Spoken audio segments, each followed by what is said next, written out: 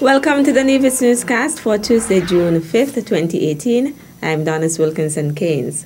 A number of respiratory masks were presented to the Ministry of Health today, Tuesday, June 5th, by the Howell Emanuel family. Colleen June Howell Emanuel outlined the purpose of the presentation.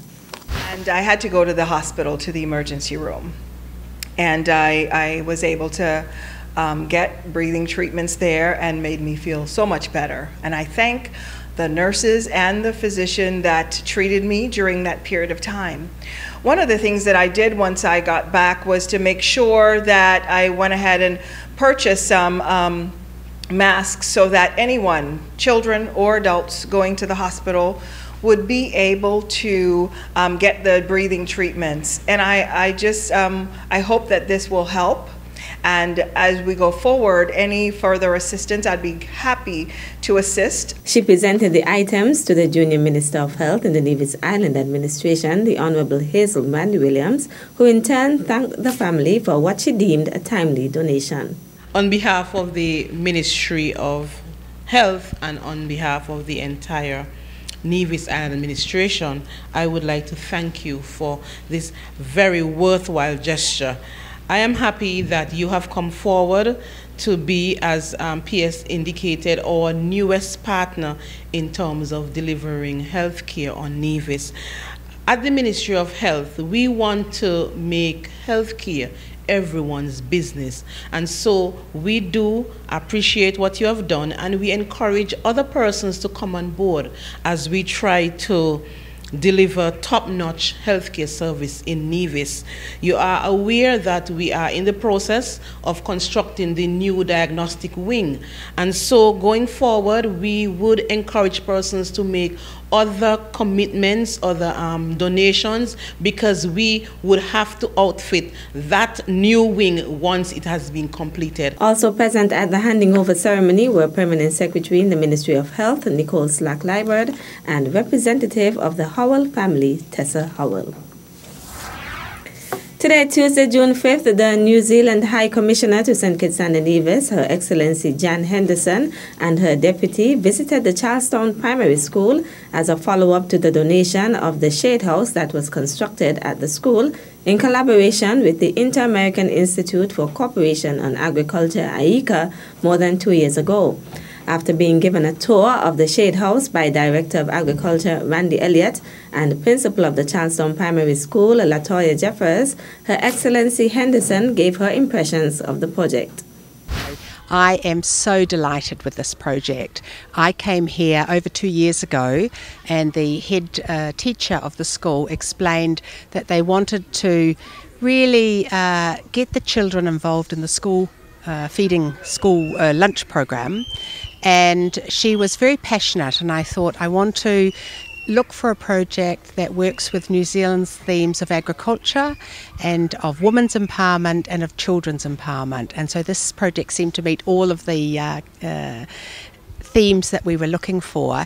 And to come back today and see the shade house full of healthy vegetables, and to hear from the head teacher exactly how these vegetables are being used to train the children in agricultural techniques and an understanding of the health properties of vegetables, and see its contribution to the school meal program. I'm just delighted. I want to congratulate all involved. It's a fantastic and sustainable project. Principal Jeffers thanked the High Commissioner on behalf of her staff and the students and presented her with a token of their appreciation. On behalf of the staff and students of the Charlestown Primary School, I would like to present you a little token of our appreciation to say thank you very much for your kind contribution to our school and for investing in our students. Thank you very much. Coordinator of the IICA delegation in St. Kitts and Nevis is Augustine Merchant. We are very, very, very pleased, because it's not only the fact that she has the shade house, but I have seen the children at work here, and they are very enthused about the project. I know from what I gather, this is your final visit here, and I want to wish you all the best. You have been very kind to us here in St. Kitts and Nevis. This is not the only project which you have sponsored. And last year, I got some funds from you for the labeling project. That project cost over $20,000. And due to that effort, both St. Kitts and Nevis farmers have the machines to do labels. And so that's a tremendous contribution which you have made. Also present were Permanent Secretary in the Ministry of Education, Kevin Barrett, and the Permanent Secretary in the Ministry of Agriculture, Huey Sargent, as well as other officials from the Ministry of Agriculture.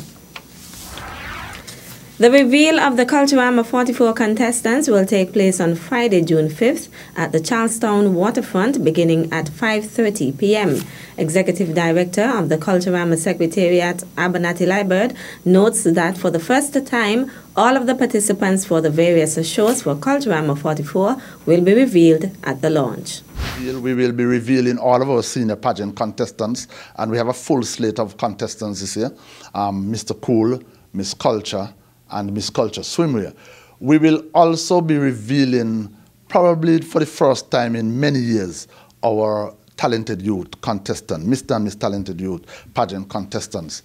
And probably for the first time, we will also be revealing our junior calypsonians, our soca monarch participants, and also our senior calypsonians. So it's going to be a reveal which will feature almost all of the participants and contestants that are going to be vying for the various positions at Culturama 44. Liburd also outlined what persons can expect in terms of entertainment. We'll have some entertainment after the event. Pre-entertainment, we'll have a steel band will be playing as persons gather up, and we will have DJ Woodis, and we will also have one or two other surprise entertainment. So persons, I'm encouraging persons to come and witness the reveal of the Culturama 44 contestants and to enjoy the entertainment that will follow. A number of costumes for the Culturama 44 Street Parade and the Emancipation Juve Jump Up will be revealed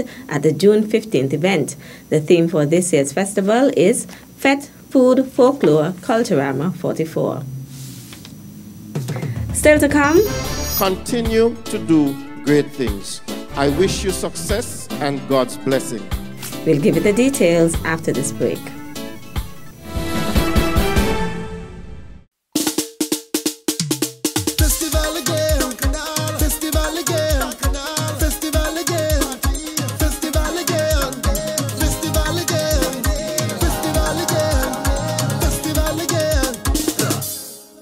The Caribbean's greatest summer line. Yeah, it's Culturama time. 44 years we here. I know you love it here. Troops and festivities. We love the Caribbean. But all night, no time to sleep.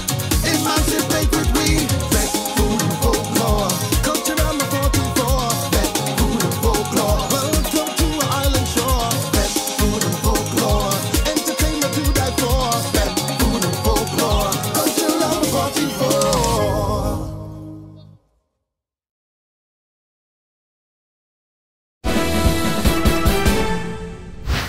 Welcome back. Junior Minister of Education, the Honorable Troy Liburd, has admonished the stakeholders in the early childhood sector to continue to do great things. He was at the time delivering remarks at the May 31st opening ceremony for Child Month, where he officially launched the activities which are taking place in June. Minister Liburd says he's delighted to be a part of the celebration. I recognize the hard work of those at the Department of Education, especially those in the early childhood sector. I also recognize our preschool supervisors and teachers for their patience and dedication to molding our children at an age when they are most vulnerable. I say special commendation to the Education Department and to those in the early childhood unit, Mrs. Florence Smithen, Mrs. Donnie Lands, and the rest of the early childhood staff. The supervisors, teachers, parents, and well-wishers of the preschools continue to do great things. I wish you success and God's blessing. Also addressing the audience at that ceremony was Education Officer responsible for early childhood development, Florence Smithen. We at the Ministry of Education, specifically the early childhood sector, recognize the hard work and sterling contributions demonstrated on a day-to-day basis by our supervisors, teachers, caregivers, cooks, cleaners, and other support staff in both public and private early childhood settings. Your dedication and commitment to the task of providing quality care to our youngest citizens have made us proud. Activities for Child Month began with a solidarity walk by early childhood development workers and an opening ceremony on May 31st, as well as the church services on June 2nd and June 3rd.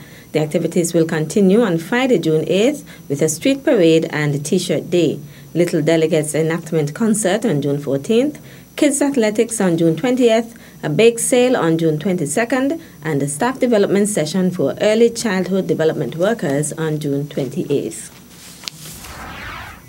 Nevis Electricity Company Limited Nevlec customers on the Four Seasons and the Cotton Ground feeders are hereby advised of a scheduled power outage to facilitate the maintenance of lines. Consumers are advised to take note of the power outage for Wednesday, June 6th from 9 a.m. to noon. The areas to be affected are Prospect to Camps via Upper Stony Grove, Hamilton, Braziers, Upper Craddock Road, Pinneys, Jessops, Cotton Ground, Westbury, and areas in close proximity. Customers are advised to take every precaution to safeguard electrical equipment at all times of interruption and restoration to the electrical supply. Nevlec apologizes for the inconvenience that may be caused by the outage and remind customers that in each case, service may be delayed to later than the time specified. For additional information, call Nevlec's Customer Service Office at 469-7243, 469-7245, or 662-5799, or its emergency service at 469-9100 or 662-5811. That's it for this edition of the Nevis Newscast. On behalf of all of us here at the Department of Information, thank you for viewing. Known as Outage, land of beautiful waters by its native inhabitants, and later nicknamed Queen of the Caribbean by British settlers, Nevis has long relied on its natural prowess and resources to create livelihoods for its people. The people of Nevis have long remained connected to the gifts nature has bestowed. As an ambassador of this majestic island, it is my duty to encourage my people to nurture, preserve, and protect what makes us unique as a people and strong as a country.